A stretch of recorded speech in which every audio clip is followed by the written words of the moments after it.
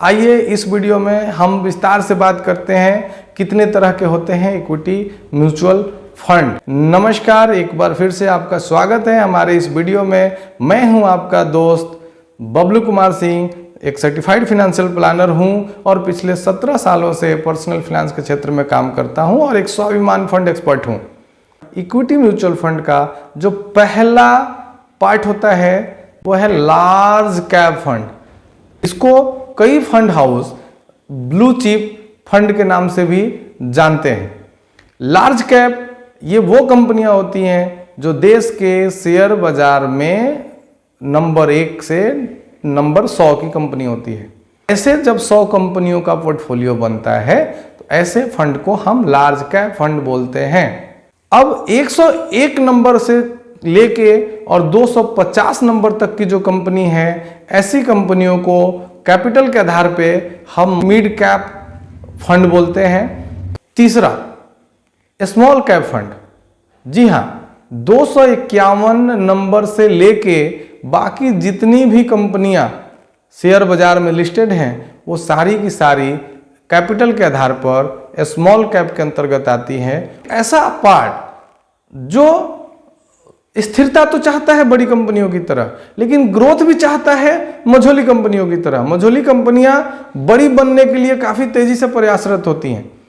तो जब एक ऐसा फंड जहां पर कि हम लार्ज कैप और मिड कैप दोनों कंपनियों का समावेश करते हुए पोर्टफोलियो बनाते हैं, तो ऐसे फंड को हम लार्ज एंड मिड कैप की श्रेणी में रखते हैं। इसके बाद आता है multi cap fund. Large cap, mid cap, small cap, तीनों का जब समावेश होता है, तीनों का जब भाग एक प्लान के अंदर सम्मिलित होता है, एक स्कीम के अंदर सम्मिलित होता है, तो उस स्कीम को हम मल्टी कैप स्कीम बोलते हैं। मल्टी कैप से ही मिलता जुलता जो फंड होता है फ्लेक्सी कैप।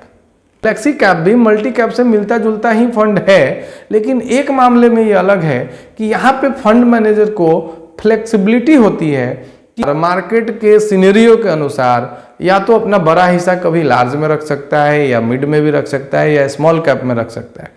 सेक्टर के आधार पे या थीम के आधार पे इक्विटी फंड एक ऐसा इक्विटी फंड जहां पर सेक्टर के आधारित कंपनियों में ही इन्वेस्टमेंट होगा, या किसी एक खास theme like power, petroleum, natural resource, infrastructure जैसे थीम पे जब पोर्टफोलियो बनाई जाती है, तो ऐसे फंड में ऐसे पोर्टफोलियो वाले स्कीम को सेक्टोरियल या थीमेटिक फंड के नाम से जानते हैं।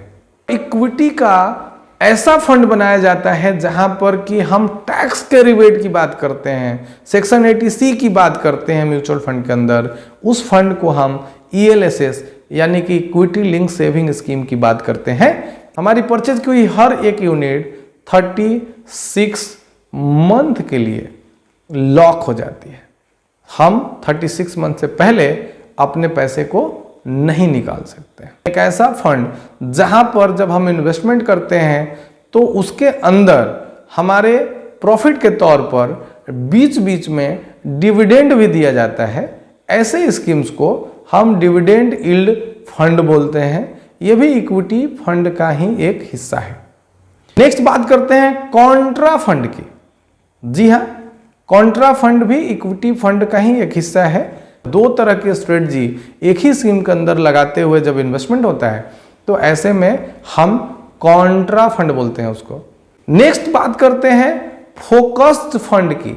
तो जब कभी भी पोर्टफोलियो का अप्रोच फोकस्ड होता है, गोल बेस्ड होता है, फोकस्ड फंड के नाम से जानते हैं। Next value fund. जब वैल्यू वाली स्ट्रेटजी की बात की जाती है, अर्थात बहुत सारी ऐसी कंपनियां हैं जिनका वैल्यू, जिनके शेयर की वैल्यू किसी कारण से डाउन है, लेकिन अगर हम देखें उनका फंडामेंटल, उनका प्रॉफिट मार्जिन देखें, उनकी बैलेंस शीट देखें, कंपनी में कहीं भी किसी भी तरीके का प्रॉब्लम नहीं है, लेकिन किसी न किसी कारण से उनका शेयर बाजार में चल नहीं रहा होता है। एक निश्चित टाइम के बाद ऐसी कंपनियों में बाइंग आता है। एक निश्चित समय अंतराल के बाद उस खास तरह की वैल्यू में लोगों का ध्यान आकर्षित होता है। तो जब कभी भी पोर्टफोलियो का मेन उद्देश्य वैल्यू होता है, तो उस स्कीम को, उस पर्टिकुलर इक्विटी स्कीम को वैल्यू फंड के नाम से जानते हैं। एक बार समराइज करते हैं कैपिटल के आधार पे, लार्ज एंड मिड भी, मल्टी कैप और फ्लैक्सी कैप, सेक्टर के आधार पे सेक्टोरियल या थीमेटिक, टैक्स बचाने के उद्देश्य से ELSS, डिविडेंड कमाने के उद्देश्य से डिविडेंड यील्ड, ग्रोथ स्ट्रेटजी और वैल्यू स्ट्रेटजी का कॉम्बिनेशन कॉन्ट्रा, किसी खास सेक्टर या खास पार्ट पे फोकस्ड फंड, वैल्यू की जब स्ट्रेटजी लगाते हैं तो वैल्यू फंड। तो दोस्तों आखिर पैसा लगाते कैसे हैं? अगर हम म्यूचुअल फंड के माध्यम से जाएं, खरीदने के दो तरीके होते हैं।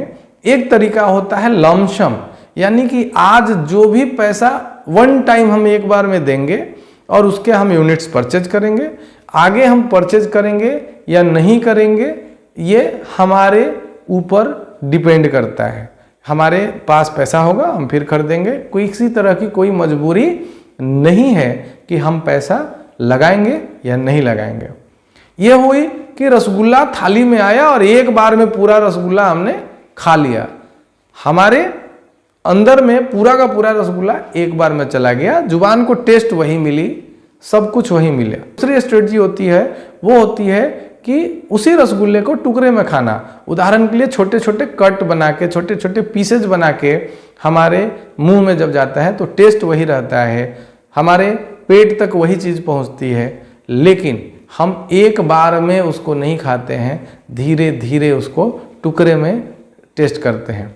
तो जब हम इन्वेस्टमेंट भी वन टाइम ना करके एक निश्चित समय अंतराल, चाहे वो डेली बेसिस पे हो, वीकली हो, मंथली हो, बाई मंथली हो, क्वार्टरली हो, एक हमेशा एक टाइम बिटवीन गैप, एक टाइम गैप जब हम डिफाइन करके और सिस्टमेटिक तरीके से जब हम इन्वेस्ट करते हैं, तो ऐसे में हम उसको SIP यानी कि सिस्टमेटिक इन्वेस्टमेंट प्लान बोलते हैं। तो इक्विटी फंड का टाइप और इक्विटी फंड में कैसे इन्वेस्ट करेंगे, इसका जो दो बेसिक तरीका है वो हमने इस वीडियो में बात की।